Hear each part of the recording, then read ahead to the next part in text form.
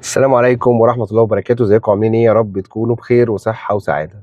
خلينا النهارده نتكلم على حاجة مهمة جدا. الواحد لما بيشوفها في الجروبات او زمان بقى المنتديات، ودلوقتي جروبات الواتساب والفيسبوك على الماسنجر وعلى التليجرام، الجروبات اللي بتوصي بأسهم او بعض المحللين اللي بيديك توصية لأسهم. الناس عموما اللي بتبقى داخله مجال البورصه بتبقى عايزه مصدر دخل تاني، او عندها فلوس زياده عايزه تشغلها، وزهقانه من مش عايزه تحطها في بنوك لاي سبب، سواء سبب شرعي او هو مش عايز كده، وشايف ان هو لو اشتغل في البورصه هيجيب عائد اكبر. ولكن لازم قبل ما تخش البورصه لازم تعرف ان هو تجاره، ان هي سوق زي اي سوق، فيها مخاطر زي ما فيها مكاسب. ولو كل المحللين اللي انت بتشوفهم او بتسمعهم او بيكلمك او بيوعدك باسهم انفجاريه واسهم هتجيب ملايين، لو هذا الشخص المحلل، وانا اللي ممكن بكون منهم في بعض الاوقات، طبعا انا ممكن اقول الفت نظرك لسهم او حاجه، مش كل المحللين دول طبعا هنفترض حسن النيه في الناس كلها ان هم يكونوا حاسين النيه، وان هو بيقول لك فعلا على فرصه هو شايفها فرصه، وهو لو كان معاه فلوس كان استثمر فيها. ولكن مش كل الناس دي بيبقى عندهم في الاسهم اللي هو ممكن يرشحها لك، لان هو طبعا معهوش فلوس كتير ان هو يجيب كل الاسهم اللي هو بيرشحها. طبعا لو كان هو اصلا شغال في السوق وشغال اصلا في موضوع التوصيات وكده، دي حاجه تاني حاجه ان هو ما فيش حد واثق 100% ولا 50% ولا حتى 30%. الناس اللي بتكلمك بهذه الثقه ما حدش يقدر يكلمك على ثقه بسهم ان هو طالع او نازل غير لو هو اللي بيحرك السهم. غير كده احنا بنتوقع، يعني انا بقول ان انا عندي معطيات 1 2 3. لو انت وثقت في المحلل ده ان هو فعلا بيفهم وبيعرف يوزن الامور، وبيعرف من تحليلاته السابقه ان هي تحليلات فعلا معدل ان هي تصيب كبير، فانت خلاص هتثق فيه، وهتثق في رؤيته للدنيا ماشيه ازاي. انت بقى هل ضامن السهم ده هيتحرك امتى ولا لا منين؟ يعني انا مثلا لما بغطي على سهم بقول يا جماعه السهم ده مقوماته 1 2 3، السهم ده الكاتيجوري بتاعه ان هو مضاربه او استثمار، ومضاربه خطره ولا متوسطه الخطوره، واستثمار طويل ولا متوسط. بعد كده بقول السهم ده مقومات صعوده موجوده، لكن هو ما بيطلعش ليه؟ لان طلوع السهم ده، سيبك من موضوع العرض والطلب، العرض والطلب ده لما تكون رايحين نشتري حاجه من السوق. لكن في البورصه في حاجه اسمها ميكر، وكل سهم ليه الميكر بتاعه او اللي بيحركه، سواء واحد او سواء مجموعه، وكل سهم ما بيطلعش غير باراده من الشركه نفسها، واراده عن طريق الميكر بتاعها هو اللي بيطلع السهم او بينزل السهم. لو السهم ليه اخبار ومقومات ان هو يطلع، هيطلع بمساعده كمان اداره الشركه، ان هي ممكن تسرب للميكر ده جدول فيه اخبار للشركه، والله كل شويه هنزق بخبر يقوم السهم طالع وانت طالع معانا، نكون جمعنا احنا طبعا فتره كبيره قبل ما الاخبار دي تطلع، ونبدا نبيع واحده واحده والسهم طالع. لو الناس دي محترمه هيفضل السهم طالع، يعني بينزل، بس دايما المحصله ان هو الطلوع اقل اكتر من النزول.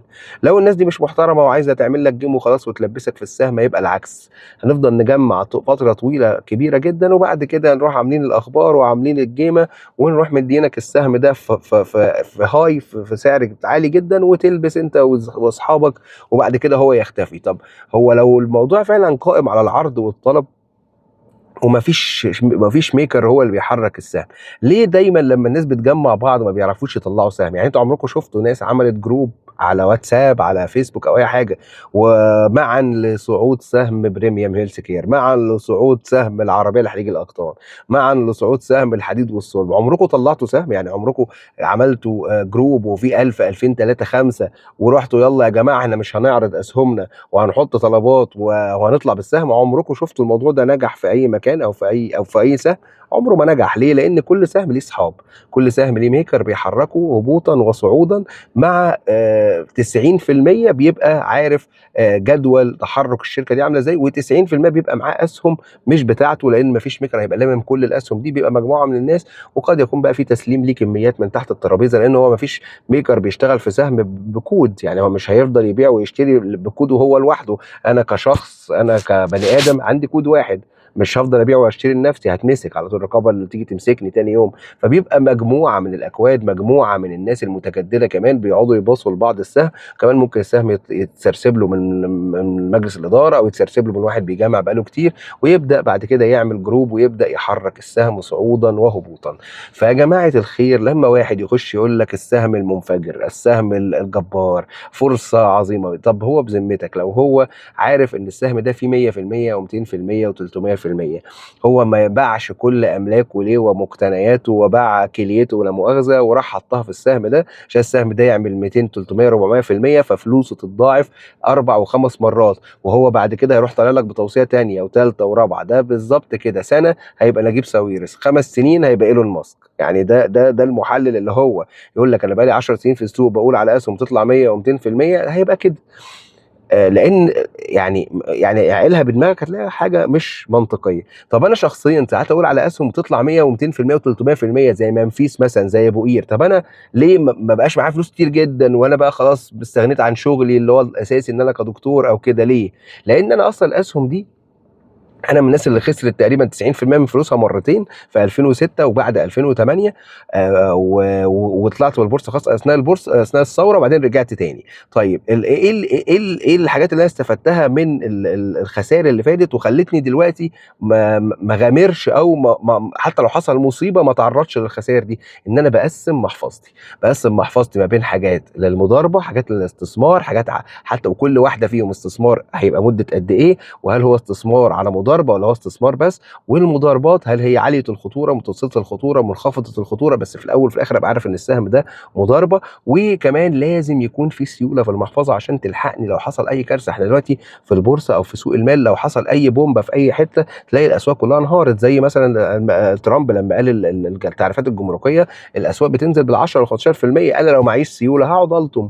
وانا كمان لما اكون شاكك كمان في اخبار زي بتاعه ترامب دي ان ممكن تنعكس في اي وقت وال 15% اللي تحت يبقوا 15% فوق، لو انا معايا سيوله انا عملت تريده هايله جدا، خاصه في الاسهم اللي عندي منها متساوي واعرف ابيعها على طول، او حتى لو هاخدها واحتفظ بيها وقت، لان انا عارف ان الموضوع ده مش هيستمر او ممكن ينعكس على المدى القصير. فدايما محفظتك فيها اسهم للاستثمار، اسهم للمضاربه، اسهم قويه ماليا بتوزع كوبونات، زي اسهم الاسكانات، زي البنوك، زي الاسمده، زي الحاجات الحكوميه دي، وهنتكلم عن الموضوع ده بالتفصيل فيما بعد. اسهم مضاربه متوسطه الخطوره، قليله الخطوره، عاليه الخطوره، والعاليه الخطوره والمتوسطه الخطوره والمضاربه كلها، يعني اسهم المضاربه كلها المفروض ما تعديش 30% من محفظتك، العاليه الخطوره دي اخرها 10% من محفظتك. عشان كده لما انا بدي توصيه على سهم، انا عمري ما بتخيل ان انت مثلا اقول لك ان بريميوم هيلث كير مثلا في فرصه كويسه، فالاقي واحد يقول لك ده انا دخلت في بريميوم هيلث كير اشتريت فيه بكل فلوسي مره واحده. وطبعا بريميوم هيلث كير انا بقوله ليه؟ لان هو من الحاجات اللي مثال فج جدا في اخر فتره، تلاقي الناس كلها واخده على 180 و170 و160 شاريين في مره واحده كل كمياتهم، ولا عامل حساب ان الاسهم ده يحصل فيها اكتتاب 28 سهم لكل سهم، يعني فلوسه كلها هتروح في الاكتتاب، ولا عامل حساب ان السهم اصلا عنيف جدا في الطلوع والنزول وقفل على ناس مره واثنين قبل كده، والشركه نزلت اخبار ما حصلتش قبل كده وحصل مشاكل. فالحاجات دي كلها يا جماعه ازاي تخش في سهم عالي الخطوره زي ده بكل النسبه دي؟ انا من الناس اللي اتكلمت على بريميوم هيلث كير كتير جدا، وانا مقتنع ان الشركه ممكن تعمل شغل كويس، لان الميكرز بتوعه والناس اللي شغالين مع انهم شغلهم وحش وشغلهم عنيف، الا انهم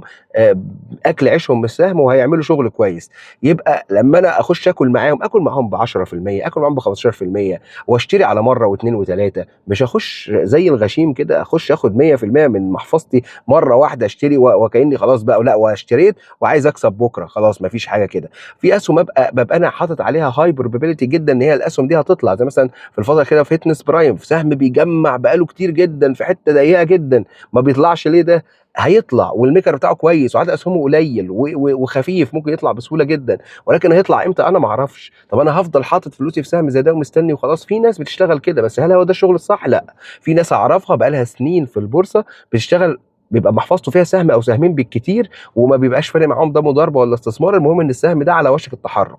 لكن زي ما بيكسب زي ما بيخسر. وزي ما بقول لكم، لو هو بيكسب في كل مره النسبه اللي هو بيقول عليها، او بيكسب ال 100% من مشوار السهم، كان زمانه ساب الشغلانه دي من زمان، وبقى عنده ملايين الملايين وريح دماغه وراح اشتغل كار تاني خلاص بقى، فتح اجنس عربيات ولا حاجه وقاعد فيه دلوقتي، ولا ليه في البورصه ولا ليه في وجع القلب ده.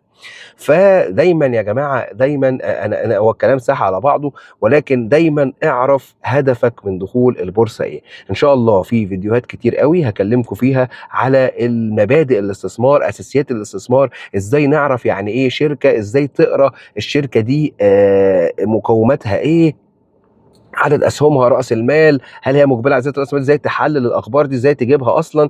كمان لما تاخد توصيه من اي حد، اي حد في الدنيا، في اي مكان، في اي جروب، في اي مكان، قال لك يا فلان سهم كذا هيعمل كذا، السهم الصاروخ في اول كومنت، تعالى على الخاص اقول لك السهم المعجزه. طيب انت اسمع من كل الناس. على فكره اي واحد هيلبس في سهم، اعرف ان هي مشكلتك انت اللي لبست، انت اللي لبست نفسك، وانت اللي ضيعت فلوسك. ليه؟ لان انت اللي بيقول لك ده مش نبي، اللي بيقول لك ده يا اما اصلا ليه اغراض، يا اما اصلا هو كويس بس حاسب حساباته غلط، لا اما هو حاسب حساباته صح بس مش عارف الموضوع يحصل امتى. اصل هو يعني لو انا لو علمت الغيب لاستكثرت من الخير، صح؟ فما حدش بيبقى عارف الموضوع بيبقى ماشي ازاي بالظبط. انت بتبصش في الماضي لما تيجي تفتح شارت بتاع سهم بقاله سنه، تقول يا شوف السهم ده طلع قوي ازاي، يا ريتني كنت خدته ب 2 جنيه وهو دلوقتي ب 12. ما هو انت لو عارف الغيب او غيرك عارف الغيب، كان زمانه زي ما قلنا ضاعف فلوسه مره واثنين وخمسه وعشره، وما زمانه ما بقاش قاعد معاك في القعده اللي احنا قاعدينها دي. فدايما اعرف اي حد يديك اي توصيه هو حر، يقول لك ان شاء الله هيعمل 10000%، ان شاء الله يقول لك السهم ده يطلع بكره يعمل 5000% ويعملهم. انت تاخد التوصيه تحطها في الميزان بتاعك، توزن التوصيه، تاخد الشركه تفتحها، تذاكرها، تشوف هتطلع ليه مش هتطلع ليه، هل هو كلامه منطقي، طب كلامه مش منطقي. خدنا كل الكلام ده وظبطنا وذاكرنا التوصيه، هنروح واخدينها، والله هشوف بقى محفظتي، ده محفظتي فيها استثمار، ده انا بستثمر بكام في الميه، ده انا عندي مضاربات كام في الميه، السهم ده تفصيلته ايه او تقييمه ايه من الاسهم، هل هو مضاربه، هل هو استثمار، مضاربه خطره ولا ايه. اروح حاطه على السكيل بتاعي، اشوفه ده المفروض يبقى كام في الميه من محفظتي، 5%، 10%، 15%، 10%. طب 10% هل سعره دلوقتي مناسب ولا لا، هل هو في منطقه تجميع ولا لا، طيب هشتري اول جزء، هشتري تاني جزء فين، هشتري تالت جزء فين. كده عمرك، مش هقول لك عمرك ما هتخسر، ولكن لو خسرت تبقى عملت اللي عليك. ثانيا الخسائر عمرها ما هتبقى فادحه، لان انت اخدت بكل الاسباب. مش فلان طلع قال لك، فلان اللي وصى على سهم من اسبوعين، وفلان اللي وصى على سهم 2 3 5 من شهرين، والاسهم دي طلعت قال على سهم اجري اشتريه. لا سوري، انت كده يعني مش عايز اقول كلمه وحشه، ولكن كده انت هتتحاسب على فلوسك اللي ضيعتها. وكده البورصه بالنسبه لك هي تضييع فلوس ووقت ومجهود، وممكن تتاذي وتاذي اللي حواليك بان انت ما تبقاش عارف حاجه، وداخل زي ما بنقول تطبش في السوق. ان شاء الله زي ما وعدتكم، ان شاء الله هيبقى فيه شروحات اكتر كتير على الاستثمار في البورصه، وعلى معاني الحاجات، وازاي توزن الشركه، وازاي تعمل زي ما انا قلت لك الطريقه دي تعملها ازاي في ال الايام والاسابيع اللي جايه.